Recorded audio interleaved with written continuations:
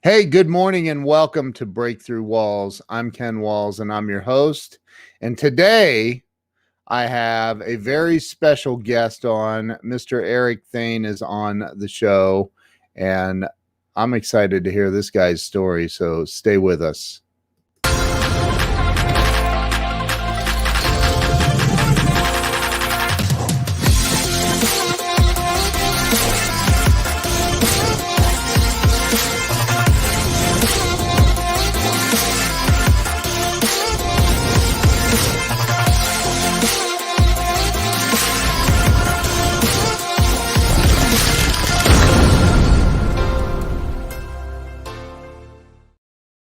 And we are back. Let me bring Eric on. Eric, welcome to the show. Hey, Ken. Thanks for having me. Appreciate Hey, you. I didn't even ask. Did I pronounce your last name correctly? I didn't hear you pronounce it, but it's Thayne. Thayne. That's what I said. Okay. Yeah, you got it right. I nailed it. You nailed it. It's not terribly difficult to figure out. Most people get it right. Occasionally there's some weird ones that pop out, Yeah. Wow.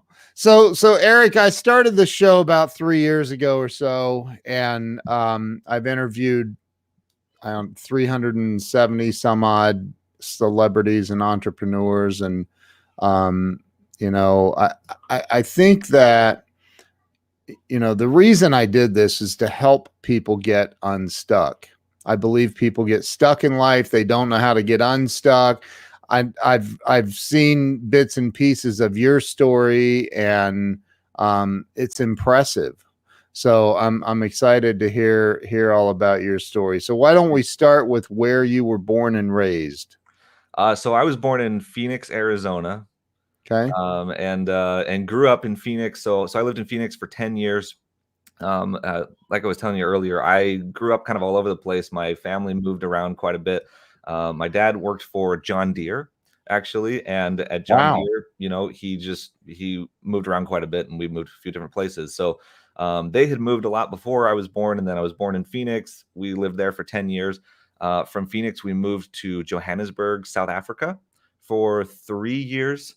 And lived there, and then from there moved to Dubuque, Iowa, which is where we lived when I went to high school. So I went to high school in Dubuque, and then from there I moved out to Utah, and my family actually moved at the same time. But I moved out to Utah to go to school at Brigham Young University in Provo, Utah, and so spent a few years there as well. That's where I got married to my wife. We lived there for 10 years, and then just 3 years ago we moved out here to Austin, Texas, which is where we're at currently.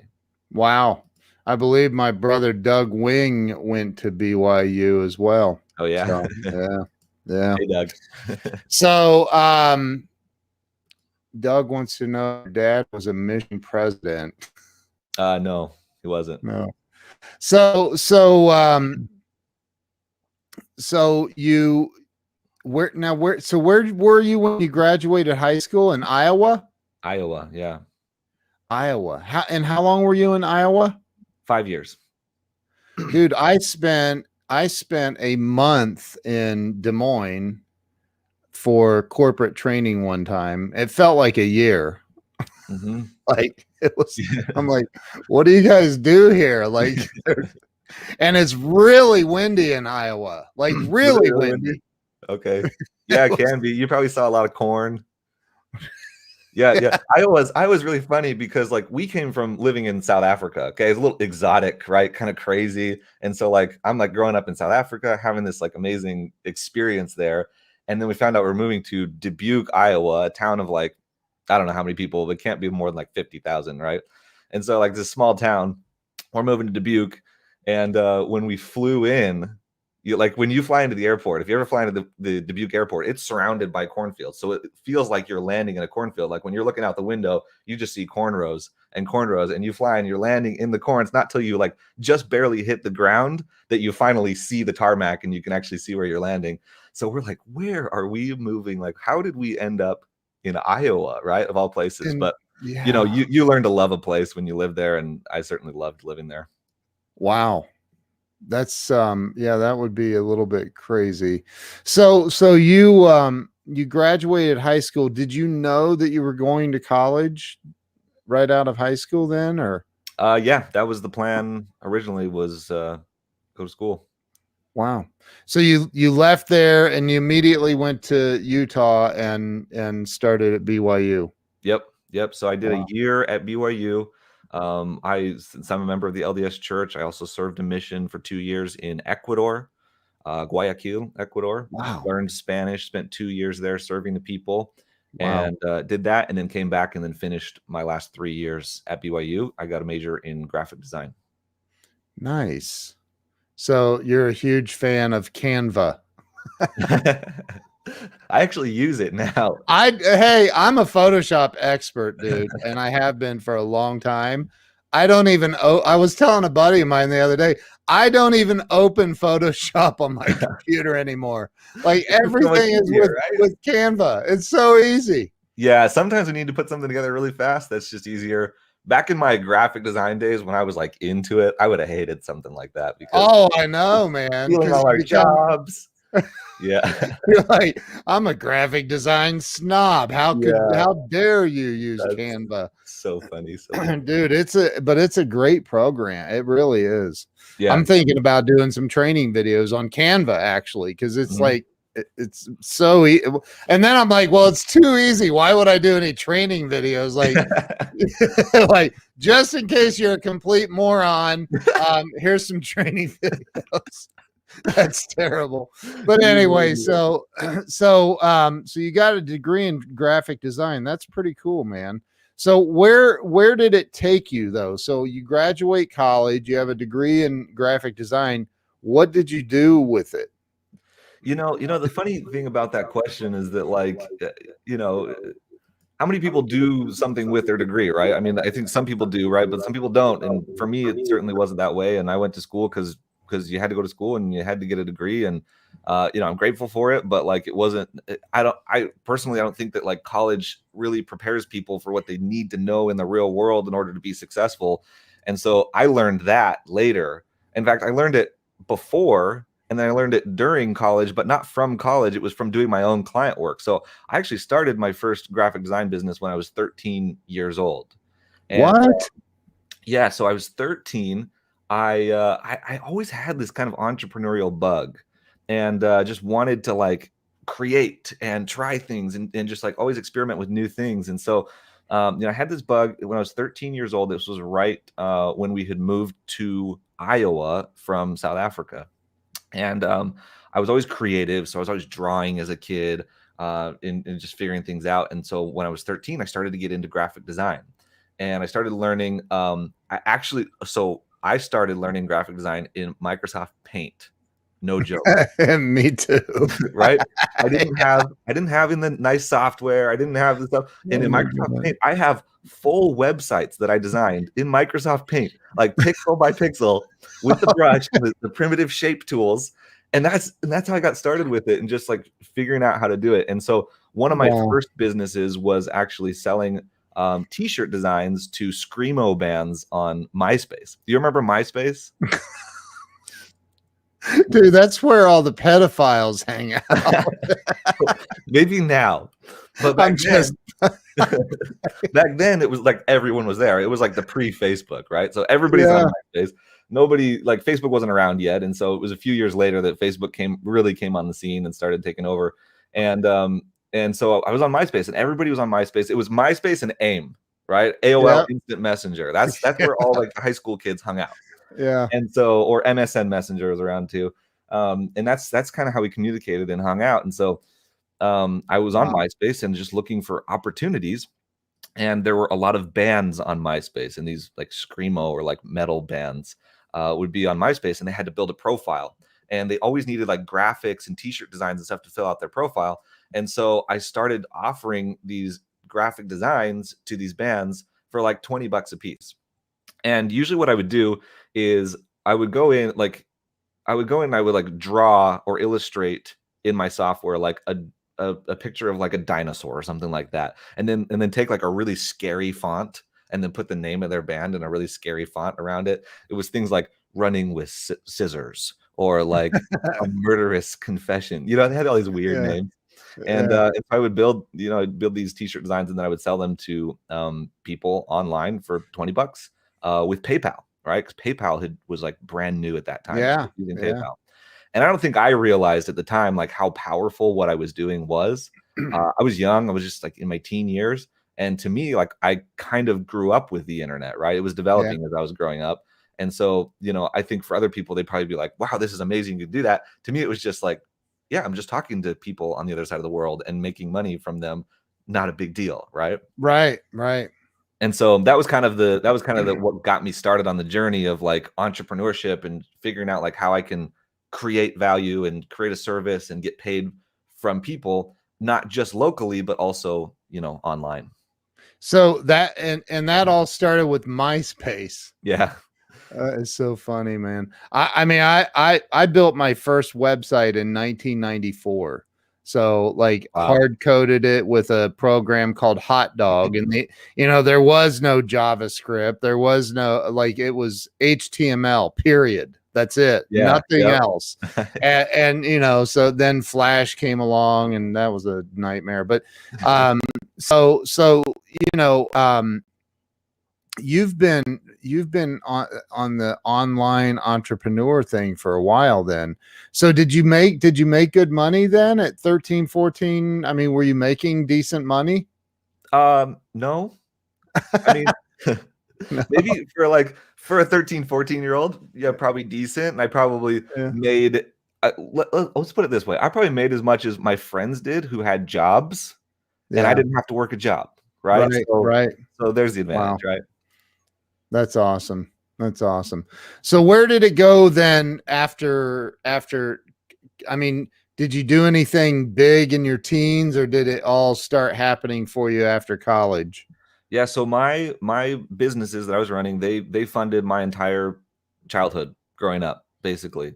Wow. I was an entrepreneur all the way through high school, through college. That was how I funded everything. I only ever had like 3 jobs that didn't last very long because I found out very quickly after I would get a job that I really didn't like having a job and Right. having a boss. And Yeah. so Right. and Right. so it just wasn't in me, right? And Yeah. so I worked for a short time. I worked at the police station, actually doing tobacco stings. If you know what those are, where you go in and you actually go to a store and pretend to buy cigarettes or alcohol, just to see if they will check your ID. Wow. Um, so I did that for a while, and that paid, $20 an hour. That was my first job ever, was making $20 an hour. And so like, I already had an expectation of like, this is what I have to make, right? And then I worked at a ski resort for a little while, and I worked like 3 hours a week, and I just did that because I wanted the free season pass that they gave me. And then in college, I had one job doing graphic design as well for the arts program there at BYU, and so that Wow. lasted about a year. Outside of that, everything came from my work. So I did graphic design. It was always artistic, creative avenues. So graphic design, music production, iPhone development, web development, filmmaking. I kind of just pivoted between different things that I enjoyed doing and Yeah. started figuring things out. And around so it would have been like 2011, I started a YouTube channel making music videos because I decided that I wanted to be a musician. And so I started actually performing on the piano. I've played the piano since I was really young. I started doing concerts on the piano. I started creating YouTube content and trying to get people, to notice my Yeah. YouTube content as a pianist. That turned into a love for video production and making videos. And I eventually pivoted from like playing music into producing music, built a recording studio, started managing YouTube artists, went into and then got into filmmaking, and then decided to like leave the music behind and become a filmmaker and start a Wow. video production company. So I went through a lot of different things before, where I'm at right now. And I Yeah. think, a lot of people look at it and they say like, wow, like how did you become successful overnight, right? People love like the overnight success. Yeah. And I'm like, man, you don't know the years that I've put into this. Like I'm only 31 years old. I'm not, I'm still young, Yeah. but I've been at this for 18 years now because I started when I was 13, right? And it took me a Right. long time to really learn things, but like there's a history there and experience that has taken place to get to this point. So it's crazy. I am not 31. I'm not even close to 31 You anymore. look like you're close. Yeah, right. I'll be 53 here in a couple weeks. But um, you know, uh, it takes time, man. And that is something that I think a lot of people, um, I have friends in Dallas that have a have a well, he's the co-founder of Herbalife, which is a pretty big company, and they do a lot of, but they call it the Lamborghini bikini crowd on Instagram. Like, you see all of these people that are, and it's, it's fake. A lot of it is, and people just don't understand. I think there's a misconception in today's world about what it takes to achieve success. It doesn't happen overnight, ever. And if it does, you probably are going to lose it overnight, Yeah, I think what happens is people see somebody who's been successful, and it seems like it's happened overnight, whether it's an influencer or a personality or, somebody. And what really happened is we don't see the backstory, right? A lot of times. What happens is the people who are becoming successful are the ones who've put in consistent effort over time.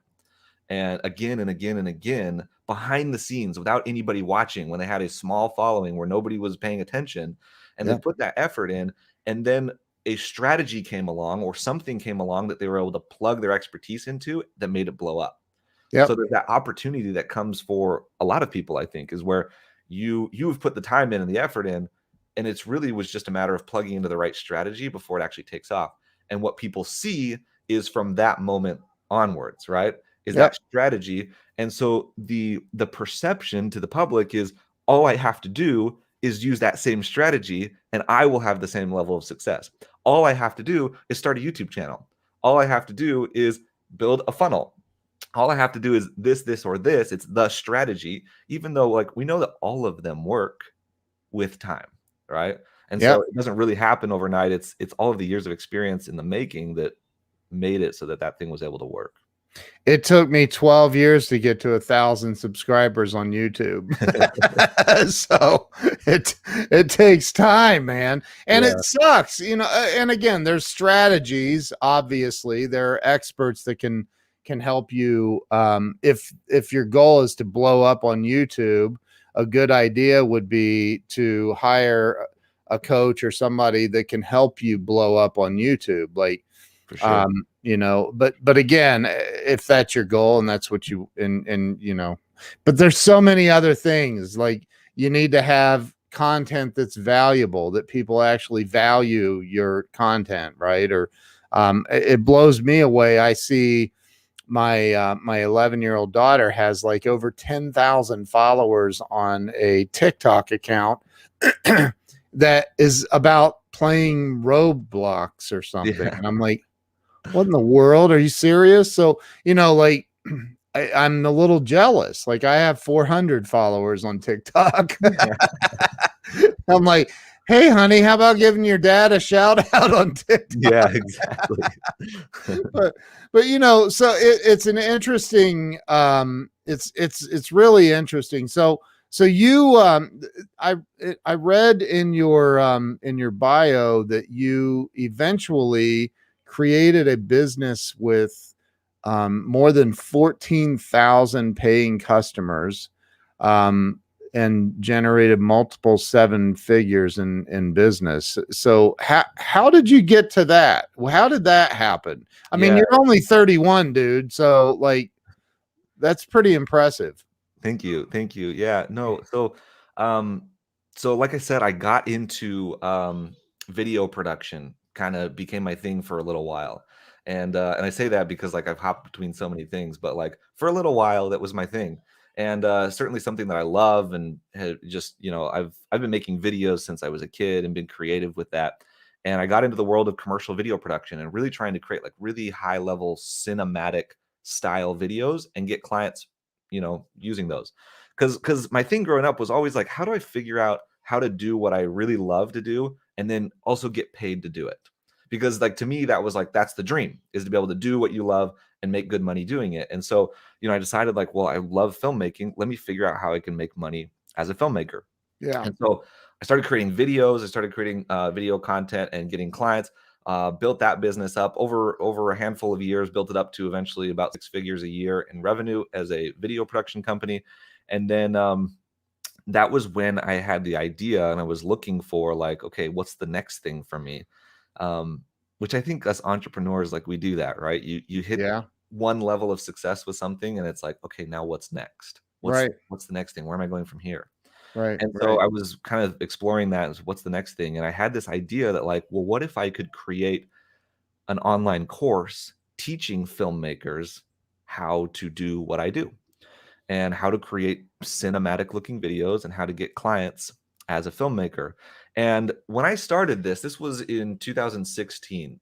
The online course world wasn't as big as it is now. I Right. remember when I started this, like people were like, "What are you doing? Like you're going to start a what? Like what even is that? Are people going to buy it?" Right. And so like I was really like ahead of my time, and and I think that was a really big advantage that I had going into it. And so I started this online course just thinking like, hey, we'll see what happens, and it ended up turning into my full-time job. And so for 5 years I spent like building this community of filmmakers and people that that were filmmakers all across the world and kind of building this thing. Now, it wasn't like I started this online course again and like everything just blew up, right? Um, it took time, right? We made 6 figures in our first year selling online courses, using webinars, using phone call strategies, using all sorts of social media content, that kind of thing. And so we were doing pretty well, and I was trying lots of different things. I kind of operate a little bit in the ClickFunnels world. Do you know Russell Brunson and ClickFunnels? I've had Robbie Summers on the show. He's a buddy of mine. Yeah, Robbie's great. So Robbie's awesome. yeah, so I've learned a lot from Russell and from ClickFunnels in terms of like how to start a business online and how to grow.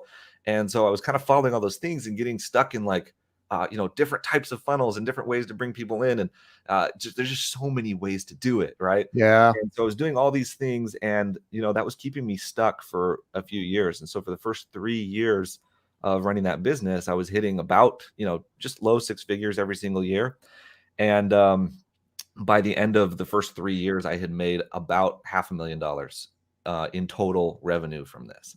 Yeah. Now, that's nothing like that's awesome. I'm grateful for it, right? But again, as an entrepreneur, it's like, what's the next level? Like, how do I get higher than that? And I remember going to the ClickFunnels events. If anybody's not familiar with ClickFunnels, they have an award called the 2 Comma Club Award, right? Yeah. It's 2 commas because there's 2 commas in a million, and so when Yeah. you make $1 million in a funnel using ClickFunnels, they give you this award, and it's become in the internet marketing community, it's become somewhat of a prestigious award that you can get. And so I remember sitting at those events and those conferences and watching people get their awards and just sitting there and going like, how am I going to do this? Like I'm hitting the same level every single year, year after year. And after 3 years of hitting the same revenue figure, it's like, why am I even doing this? If you're not growing, you're dying, right? Yep. And so I was like, man, what am I going to do? Like, how do I make this happen? And I honestly hit a point where I wanted to give up. I wanted to, give up. To me doesn't mean like go get a 9 to 5 job. That would be like the ultimate give up, right? That's yeah. Oh God. I'm No. entrepreneurial. I'm an entrepreneur for life. Like I'm Right. doing this, right? And Yeah. so for me, but I started thinking about other business ideas and like, oh, what if I did this instead? Or what if this? And like, I don't think it's possible with my market to be successful. Like they're not buyers. I had these like really bad false beliefs around my market and filmmakers, and that they don't have money and that there's no way to grow and scale in this market. And I think that's the direction, somebody who's listening right now is probably feeling like, oh, I've felt that way before. Like when you're stuck, you tend to look at external circumstances. Yep. Because internally, like we want to blame something that's not us, right? It's like it's the Yeah. market's fault, or it's this fault, or it's this vehicle that's not Yeah. working. It's Eric's fault.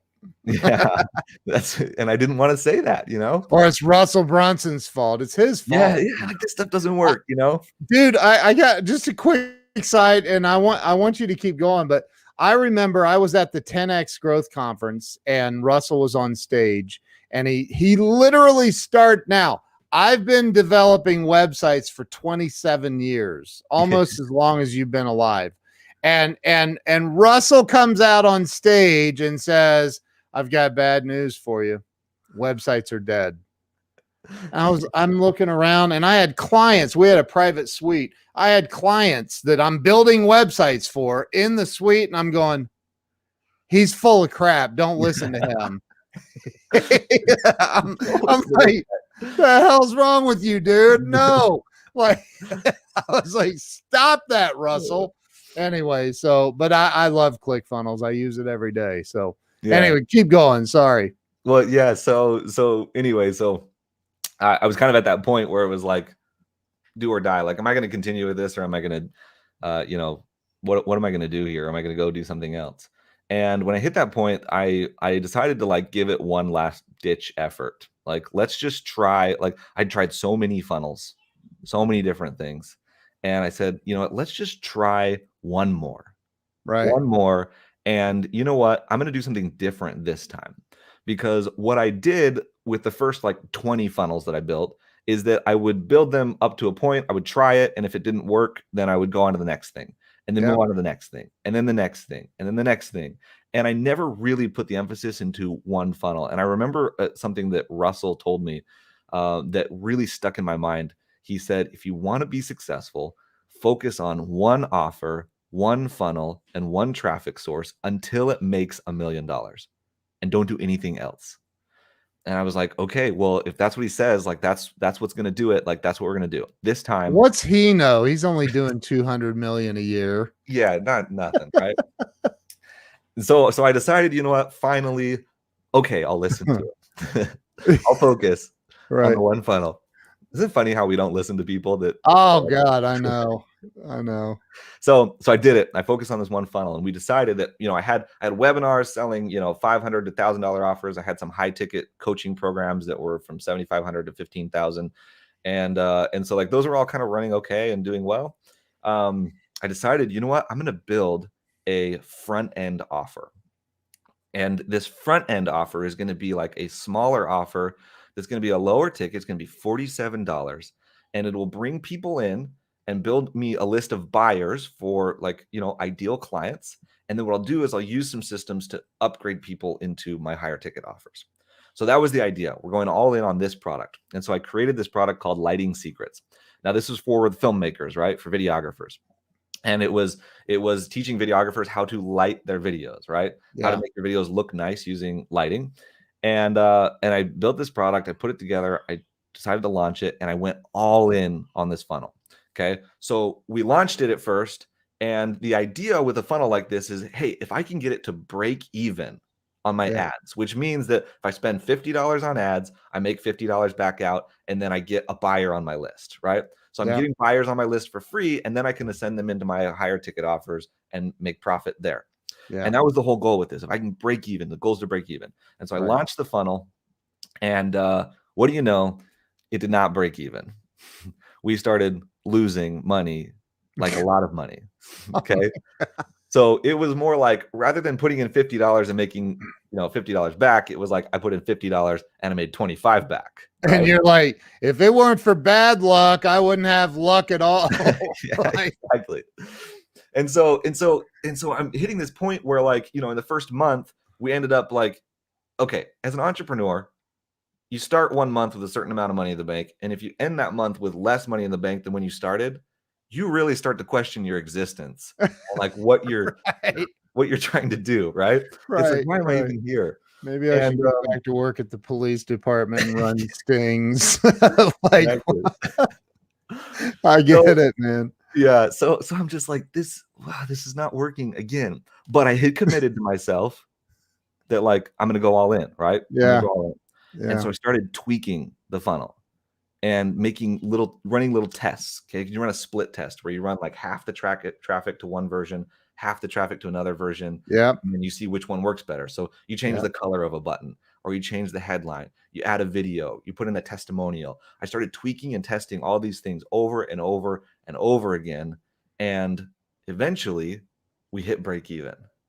And I'm like, oh, that's amazing. Like, this is the key. I did it. Like, you should be excited if you can break even on the front end, because now everything you make on the back end is like pure profit, right?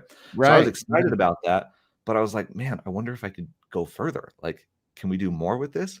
And so I continued tweaking and testing.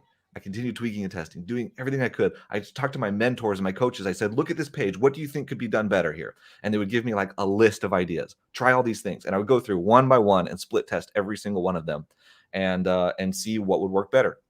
And I went through this entire process, and every single one of these little tests makes like a little improvement, right? And sometimes it's actually worse, right? So sometimes you have Right. to do worse, and you're like, oh, now I have to correct that. I have to go back to the way it was, and then try Yeah. something else.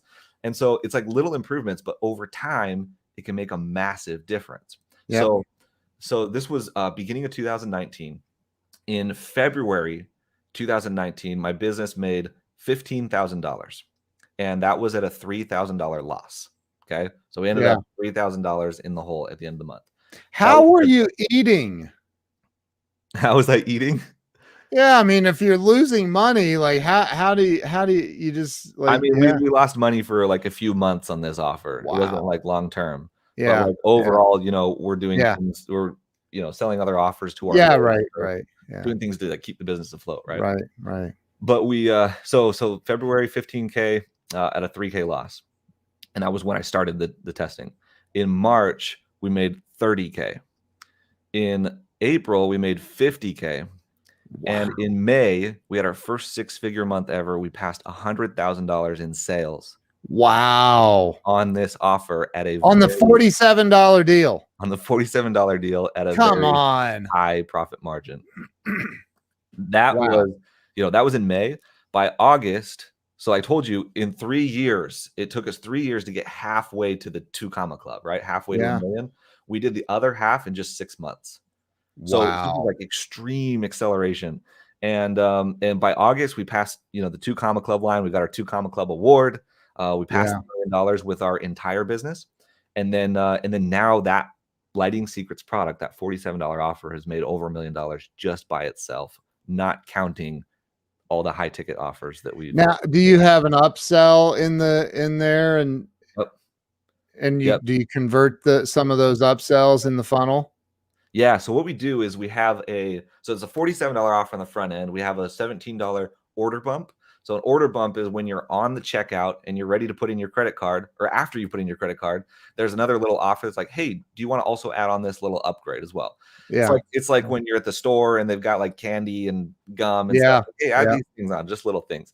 So Yeah. we've got one of those as well. And then there's an upsell for a $97 offer after Wow. that. And that's how we're able to break even, not just break even, but be profitable in the funnel and get to the point where we were even 4x profitable. So it was like we were spending, you know, $15 on ads and making $60 in the funnel, right? Wow. For a time. And that was amazing. And so yes, we take people through a series of those things.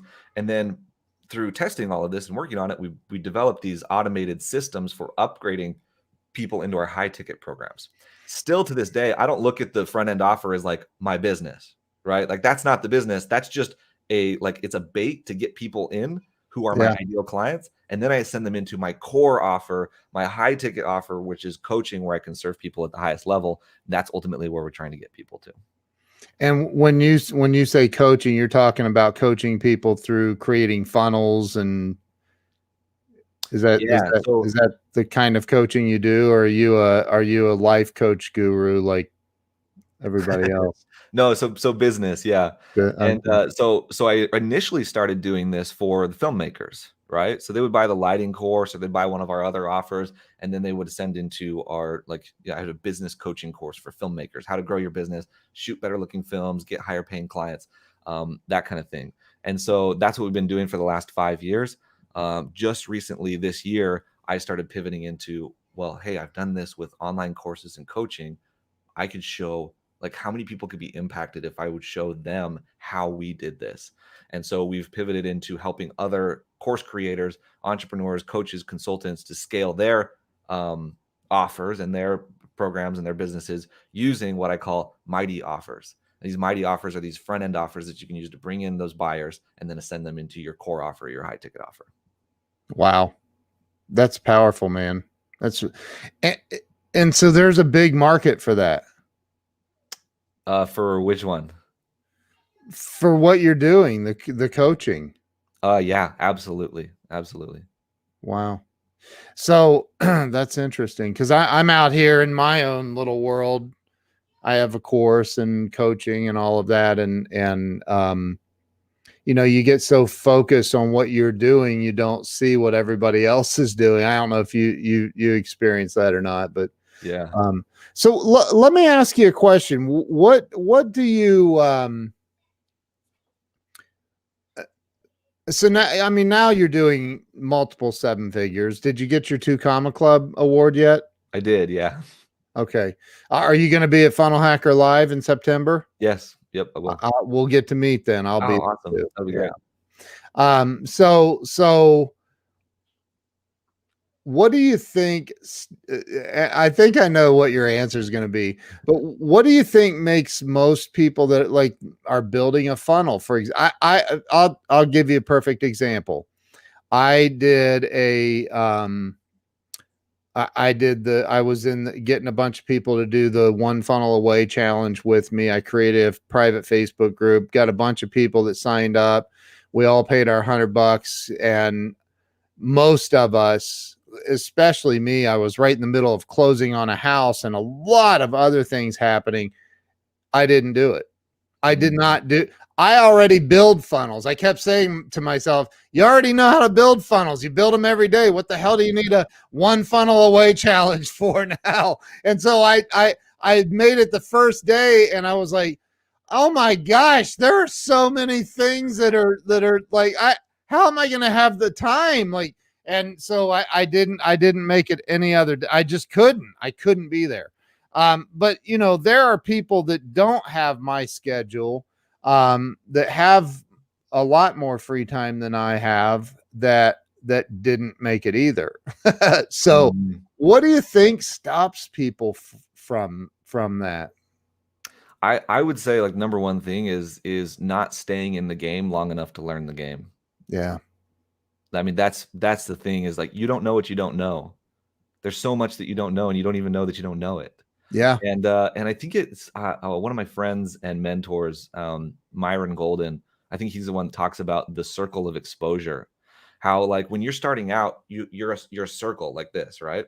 And Yep. there's the surface area of that circle is a certain amount, right? And that's the amount of how much you're exposed to the world and what's out there.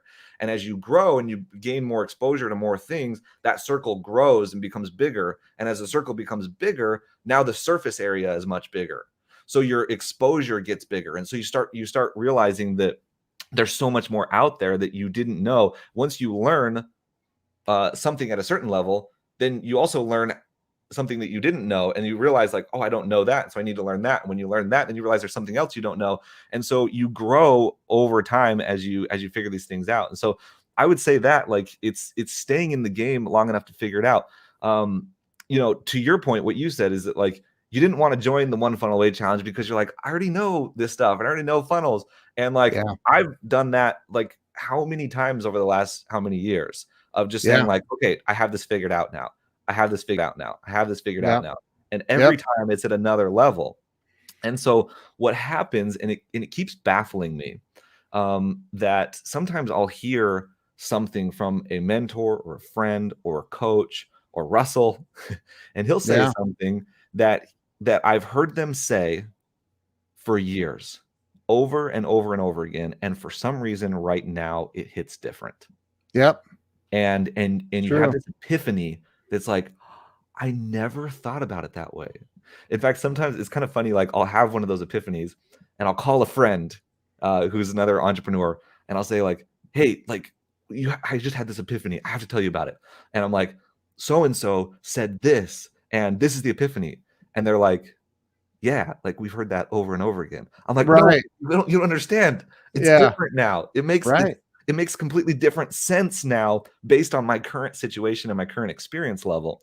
And that's what changes everything, is that you realize something like that. You start to make that that connection that you didn't make before about the same thing, which is why like a lot of times as you're growing, it's not only about learning new things, but it's about learning the same things over and over again. Like we need things repeated into us again and again and again to solidify them, to cement them, to get to the point where you achieve mastery of a topic and not just surface level understanding. Well, and it's a different, we already know that every 7 years our body is a completely new body. Like all the cells in our body die off and they're replaced with new cells every 7 years. We know that, it's a scientific fact. Mm. And if you look at, like, I can read a book today and then read the same exact book a month from now, and it's two different people that read that book. It's not the Yeah. same person. Ooh, so good. It's not the same person, right? So we're constantly, as human beings, we're constantly growing and evolving. And even if we feel like we're not growing and evolving, we're still changing. And so it's not the same person that shows up a month from now that's showing up today. One of the things Victoria is asking a lot, she's very philosophical. This is a very good friend of mine. She says, what kept you going? What kept you going when you were taking those losses in the beginning? Yeah, it's funny. I think that, like, as people, we have intrinsic motivators that Yeah. just motivate us to do things, and they're different for different people. Yeah. Yeah. And some of my motivators, like, have pushed me towards this, like, entrepreneurial path of, like, this is what I'm going to do with my life. Yeah. And I think there's an identity there. There's a story that I've told myself for so long that, like, this is it. Like, there's no other option. And I think when you make a decision like that, where, like, the word decision is like incision. Incision means to cut. Decision means to cut off, right? And I think I made Mm, the decision early on, like 13 years old, early on, that, like, this is my path in life. This is what I'm going to do. I'm going to be an entrepreneur. And so it doesn't matter if the losses come. It doesn't matter if there's short-term failures or setbacks.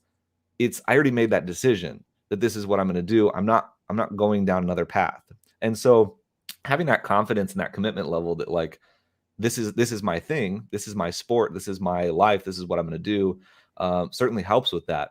And it helps you to reframe failure or those losses as, like, temporary setbacks, right? This is just yeah. something that's getting in the way right now. I'm going to solve this and I'm going to be that much better for it. And I'm going to move forward. It's like with the funnel, rather than, when it didn't work and we were losing thousands of dollars a month, rather than just saying, like, well, that one doesn't work, we'll move on to something else. It was that decision, like, I'm going all in on this. But you did do that for years, you said. Like, oh, that didn't work. Let's move on to something else. And then Mhm. eventually you made the decision. I love that you just said that incision is to cut, decision is to cut off. So you cut off in your mind, in your reality. You said, there's no other option. We're making this work. We're making it work. So, Yeah. I love that, man. I've never heard that incision decision thing. That's really cool. Victoria asks another question. I love bringing up Victoria's questions because they're always so deep. You said you would try something for a while. If it didn't work, try something else. Why did you continue going with this project? Well, we just kind of talked about that. Yeah, I think it's the same thing. Like, it's like I took my life's philosophy and finally applied it to my business. Yeah. And so the life philosophy was, like, this is what I want to do with my life. I want to be an entrepreneur. And like I said, intrinsic motivators, and some of those for me are my family, living a life without regrets, like being able to do a lot with my life, making an impact on the world, helping people. There's a lot of those motivators that I have. And so the decision was, like, this is what I'm going to do with my life. And so that's why, when something wouldn't work, I would just move on to the next thing. I never gave up. I would move on, like, okay, let's try something else that's going to work better. Let's try something else that's going to work better. But I kind of reframed, I think, with this new funnel, the idea of how that works is, like, rather than moving on to something else that'll work better, why don't we make this work? Because everything can work. Every strategy does work. It's just that people don't give each one enough time to make it actually happen. Amen. I said to, I think, I don't know about you. I know it for me, there was always this insecurity. I know a lot of graphic designers and artists and videographers. And, I think it's common that there's an underlying insecurity in artists for I don't know Yeah. why, right? Probably various reasons, but I had Andy Frisella on the show. If you know who Andy Oh, yeah. Frisella Yeah. is, Yep. And I said, you know, he's doing what, $400 million a year or whatever. And I said, Andy, and you want to talk about an intimidating interview. I literally, I'm pretty sure I was sweating the entire time. Yeah. But I said, Andy, you know, you have this insatiable drive for success. Like you attack everything with a ferocious, and he really does. Like he's just, and I said, what do you think? What do you think drives that in you? What creates that drive you have? And he said, honestly, and he didn't even hesitate. He goes, honestly, I think it's because I had my ass kicked so many times as a kid, and I was picked on and bullied, and man, you tell me I can't do something, it's on. And I'm the same way. Like, tell me I can't do something, and look out. I think every entrepreneur on some level has a chip on their shoulder that's like, I got to prove to the world what I can do because I got bullied or I got whatever's happened. I mean, like, as an entrepreneur, you deal with haters. You deal with people that want to bring you down, that don't believe in you. And every time somebody writes a comment on YouTube or on Facebook, or they say something mean to you, it's just like more fire that, like, I have to prove that person wrong. And then, we do that. We just, you know, you have to have that success because, like, I want everybody who didn't believe in me early on to know that they were wrong, you know? I can remember Grant Cardone saying, you got to love your haters. And I'm like, love them? I want to put a bullet in. Like, what? I don't want to love them, but I get it now. I get it. But at first, you know, you're like, when you get your first hater, it's like, oh my God, I'm worthless. Oh, I'll tell you, when I started out, and I remember I started my first online course business, the first time I really started putting myself out there online, I remember some of those comments would, like, put me in a funk, in a bad mood for an entire day or days at a time. Because I just couldn't handle, like, somebody not liking me or like saying mean things about me. And it hurts, like, when you're not attuned to that, right? And I think over the years, like, you develop thick skin, and more than just developing thick skin and being able to take it, you start to realize the importance of, like, people and their opinions and how it affects you, and how, like, certain people with certain opinions or certain views on life are not my customers, right? These people are not, like, I'm like, the way this person's talking, I can tell that you're not the type of person that I would like to hang out with, and therefore I don't want you buying my stuff anyway, and therefore it's okay. I can be okay with you having that opinion and going somewhere else, you know? So when you start to realize that, you start to grow, you're like, oh, what I'm trying to do, my goal is to, like, attract my people to me. The people that I like hanging out with, that I like being around, the people that are action takers, that we have fun with, that we're able to help get amazing results, our clients. And, like, anybody else, it's okay if they don't want to follow. It's okay if they don't want to listen. It's okay if they don't want to buy, because they're not a good fit anyway. It's tough as an entrepreneur. You do. I mean, I think as a human being, you want everybody to like you and love you and all that, but you do have to get to that place where it's like, dude, you're just not my customer. Like, and you know, you can hang out here and talk your crap, but you know what I love is, you know, when people start talking smack, the people that really do love me and follow me, they have a tendency of attacking that person. You know, it's like, no, you ain't messing with Ken. But Victoria says it also makes them more loyal to you. They see people with opposing opinions. I mean, we see this happening in America right now. So many opinions are being shared. And what people don't realize is that when you share your opinion really loudly, it makes people that have the opposite opinion more firm in their opinion. Right? It doesn't actually change people's minds. It makes them more firm. And so when you have a hater that does that, it makes the people who do like you more loyal to you and actually like, want to follow you even more. It's true. I hated Russell at first. I mean, when he said websites are dead, I got resentful. Like, dude, what? Don't say that. That's not true. But I get it now. I get it. So now I love Russell. If you're watching, Russell, I love you, dude. Ask Robbie Summers. So Victoria says, how do you expose yourself to what and who you need to know? Ooh, that's a good question.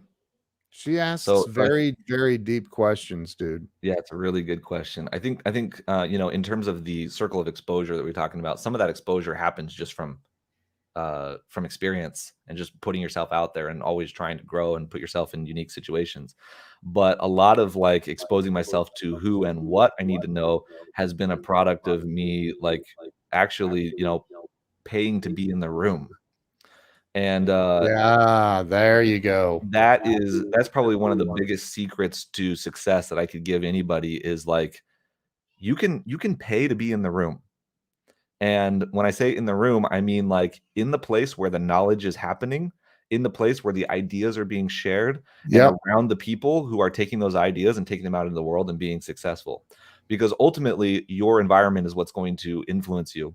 It's what's going to cause you to think the way that you think. It's going to cause you to act the way that you act, and the way that you think is going to influence the way you act, and the way you act is what is going to determine your outcome. And so, Yep. if you want to you want to change your outcome, if you want to get to a different place in life, you've got to change your actions, right? Because your Yep. outcome is a result of the actions that you take. And in order to change those actions, you have to change who you are, because you will never act in accordance with somebody that you're not, right? You will Yep. always act in accordance with who you believe yourself to be. And so much of getting to where you want to be is about changing the mind. It's this idea of be, do, have, right? You Yep. have to be a certain person, have a certain brain. The brain tells the muscles what to do, and the muscles create the actions that get you to where you want to be. And so much of it is brain power. And one of the best ways that you can influence your brain to think the right way is to be around the right people and to be in the room. And you know, early on, you know, when I was younger, I always thought that like there were these elite groups of people that I couldn't get attached to or that I couldn't get connected with, and it was really hard to like meet these people and you know how to be there. I remember when I was in the YouTube world, I'd seen these like big YouTubers, and I didn't know how to talk to them. I didn't know how to like become friends with them or you know make those things happen because like you know, when I was younger, I was not real confident, and I wasn't like a people person, and Right. I didn't know how to like talk to people and like be friendly. And still to this day, like I'm an introvert. I kind of like to be alone, you Yeah. know. And like I'm not the life of the party. I'm not the person that's going out and like just being friends with everybody. And so like, how do I, as an introvert or as somebody that struggles with that, like get to know these people? And I found that the secret, the trick was to pay money. Yes. And that I could actually pay people money. Like if I wanted to get connected to somebody, you can pay them money, you can buy their thing. Like people, whether they like you or not, people treat their clients really well. So if you become a client of Yep. somebody, they are going to like you, and they will, and by that, you know, by nature of that relationship, it gives you the opportunity to get to know somebody. And that's, you know, that's the way that I've been able to get connected to so many people in my life, has been from a lot of times has been from the coaching programs that I've joined. Yeah. I'm joining the programs that they're in, where they're networking. It's how I know Russell. It's how I know anybody in the ClickFunnels world. Like, and I know a lot of people in that world and in the internet marketing world. It's from being in the room with them, you And know. you paid to be there. And I paid to be there, right? I Don't you paid. love the people that hit you up and say, "Hey, I was wondering if we could set up a time where I could just pick your brain for a little bit." So I got that so much that I put a button on my website, Russell, that says "Pick my brain," Pick my brain. and you have to pay to pick my brain before you schedule an appointment to pick my brain, Yeah. because 53 years of information is valuable. Of me Exactly. getting my butt kicked a lot. Yeah. I can help you not, Absolutely. right? Like that's what we do. It there's this mindset of, especially with YouTube and the internet, that, well, I can just go out to YouTube and get the information for free. You can. That's true. There are a lot of great things on YouTube, but you can't get everything for free. And if you live in the mindset that you're going to get everything for free, well, you're going to live a horrible life, probably. Yeah. I'm just Yeah. saying. I'm not judging. I've been there. Absolutely. That's how I learned Photoshop.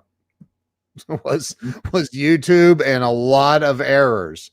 So, but anyway, so dude, this is incredible. You're spot on everything. I love everything you're talking about. Let me ask you this. What do you think? This is based on your opinion. Number one answer to this is fear. So you have to do better than that. And that is, what do you think holds people back from two things: financial success and real joy and happiness in life? Ooh. I think that a lot of times those two things are actually born from the same thing. And there are people that have a lot of money in this world who are not happy. But a lot of times, like, it didn't come from the people that win the lottery. Not to judge anybody, but like, you think about the people that win the lottery or that just come into money that end up with these unhappy lives. You see it in celebrities. You see it in famous people who, not that they haven't put work in, but like sometimes people get picked up and it just kind of happens for them. Yeah. And so I think that there's a thing that comes from, there's a stem for, financial success and happiness in life. And a lot of that comes from hard work. It comes from having a purpose in your life, having a defined purpose.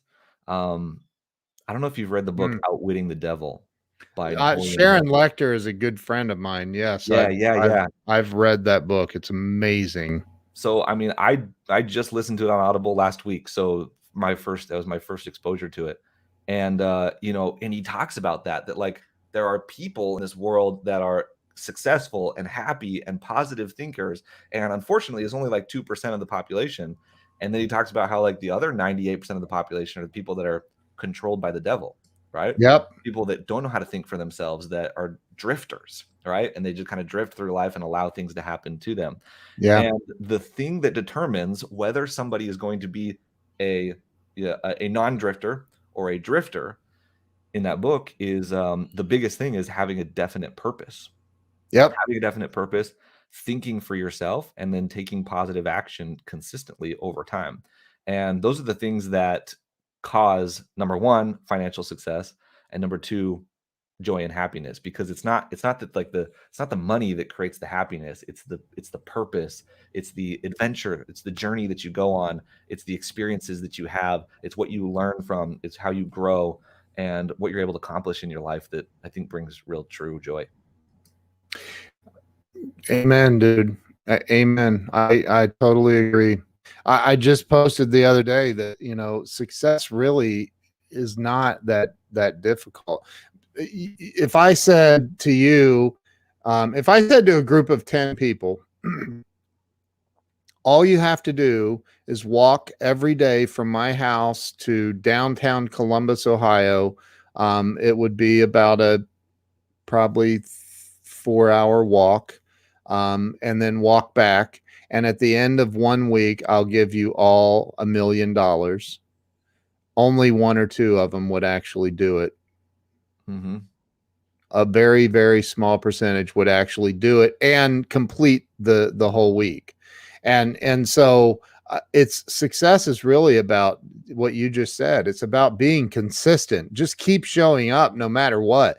If you're losing $3,000 a month, keep tweak the sales. You got to adjust the sales. Like eventually you're going to catch the wind. You just got to keep adjusting. Yeah, action in the wrong direction is better than no action at all. Amen, dude. I agree. There was I always ask this question too. And then we'll wrap it up. But my wife and I met in 2008 ish. And about 2009, 2010, we decided in the middle of that mess, it would be a good idea to open an office and hire some employees. So we did that, and everybody was getting paid except for us. And I remember one day this guy walking in my office that worked for me. He much bigger dude than me, and he says, "Hey, boss, there's a guy out in the parking lot looking in the windows of your SUV." I'm like, "Dude, you're bigger than I am. Go kick his butt or something. Like, tell him to get out of here." Well, he's got it blocked with his tow truck, and I was like, "Oh no." Oh no. Yeah, my car got repoed in front of all my employees. It was a horrible experience.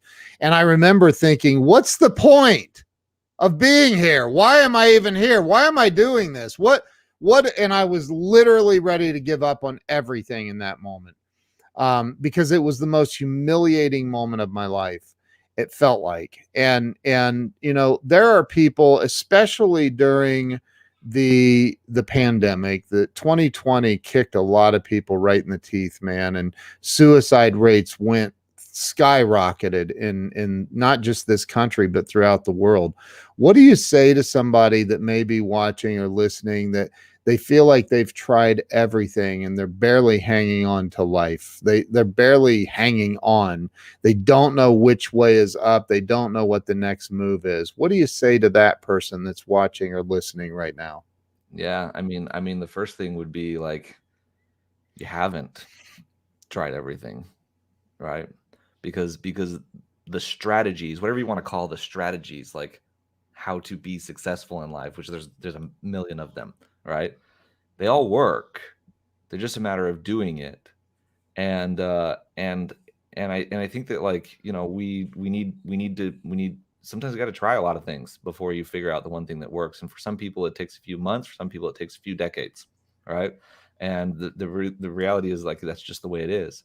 And so I think that, like, it's trying a lot of things, but more importantly than that, it's having a definite purpose and being dedicated to one thing, the thing that you know that you want, like knowing what your life's purpose is, what you want to achieve in life, where you want to go, and then like choosing a path to get there. And then once you have that figured out, the last thing would be stop trying to do it on your own. Like put down the ego, put down the facade, and be willing to pay somebody to show you how to do it. The craziest thing that I think people don't realize is that anything that you want to accomplish in life, anything that you want to do, anything, like literally anything, especially nowadays, there is somebody out there who has done it successfully, who is willing to teach you exactly what to do so that you can get there as well. And like Yep. all it takes is a little payment, and they will work with you until you're successful. It's the biggest hack to life. It's the biggest secret, and yet it's the biggest thing that people like avoid because we're so afraid of spending money on things. Yeah. And that to me, like, that's not spending money. That's making an investment, right? And that's Yep. an investment that is going to pay off for the rest of your life. And having done that many times, I think I was doing the math the other day. I think at this point I've spent $150,000 on coaching programs, Yeah. and in just the last few years, 150 grand on coaching programs, and that's a lot of money. I think of all the things that I could buy with that, and how many cool cars I could have, or whatever, Yeah. Yeah. for that money. But I also know that I would not be where I am today without having made that payment, made that investment, and not just an investment into somebody else to teach me what to do so that I can do it faster and not have to figure it out on my own. But every investment that you make into somebody else, into a coach or into a consultant, is Yep. an investment in yourself. I always say the transformation happens in the transaction. When you make that transaction, when you pay that money, it creates this trigger in your mind of commitment, that, like, I made this commitment to help myself to get to where I want to go. And Yep. I'm not going to take it lightly now because I made that commitment. It's the difference between watching a video on YouTube, like you talked about. Somebody who watches a video on YouTube has zero commitment, and people will watch videos on YouTube for entertainment and they won't go do anything about it. But when Yep. you pay somebody for information, when you pay them to coach you or to help you or to get you to where you want to be, it creates that commitment where you actually improve your chances of success because of the money that you paid. The Amen. result, the transformation happens in the transaction. It's because you paid that money. In fact, it's not even, I think it's more so about that than it is about the quality of the content or the coaching that they're giving you. even if it's not like the highest quality, the fact that you made a commitment, the fact that you decided to go all in on something means that you will have a higher chance of being successful with it. And that's really what matters. So true, man. Absolutely so true. I I say it all the time. And if you think you're going to get anywhere in life, if you're you know, there's a lot of people that are happy being where they are, like they don't want more out of life, and you know, that's cool. But if you want more out of life, if you want more out of your business, you have to invest in yourself. It is the biggest life hack, period. Yep, for sure. Definitely. Victoria has goosebumps. I think that's what she means. That's awesome, man. Eric, where can everybody find you? What's I should have asked you before we got started, but what's your website address? Yeah, so if you want to look at, like, you know, you can find me on any social media channel, Eric Thayne. If you want to look at like kind of what I'm currently doing with coaching and stuff, I would check out mightyofferslive.com. Like I said, I call these offers mighty offers, and this is my strategy for building a coaching business for or building a business online, selling your knowledge, selling your advice. And whether you're already doing that, like if you've already got an offer, we'll help you scale. If you don't yet, you know, we can help you get there. And we've helped people get started with selling online courses or coaching and consulting and building a business online. So Mighty Offers Live is actually a 2-day event that I'm doing next week, Tuesday and Wednesday. It's where, you know, if you're interested in these strategies that we've been talking about, where I'm going to be going in depth 2 days, 8 hours a day. Like, it's an intensive workshop going in depth, like how you can build a coaching business using, you know, selling your knowledge or your advice online. That's awesome, dude. You are the guy to follow for that, for sure. So everybody, make sure you follow Eric. You're on Instagram, Facebook, LinkedIn, everywhere, right? Yep. That's awesome. Eric, thank you for coming on and sharing your story and your wisdom, man. You're 31. That's insane. You seem so much older. So, dude, I appreciate you coming on and spending the time with us. I'm going to wrap this up and end the live stream, but thank you to everybody who's been here. Thank you if you shared this out. Thank you. We both appreciate that. Eric, thank you for your time and for being here today. Thank you, Ken, for having me on. It's been a pleasure chatting with you. Thank you. And this is the guy that sent me that guy right there sent me the really cool microphone that I posted on Facebook the other day. So you're a good dude, man. Thank you. I appreciate it. Thanks, Ken. All right. You guys have a great day. Bye-bye.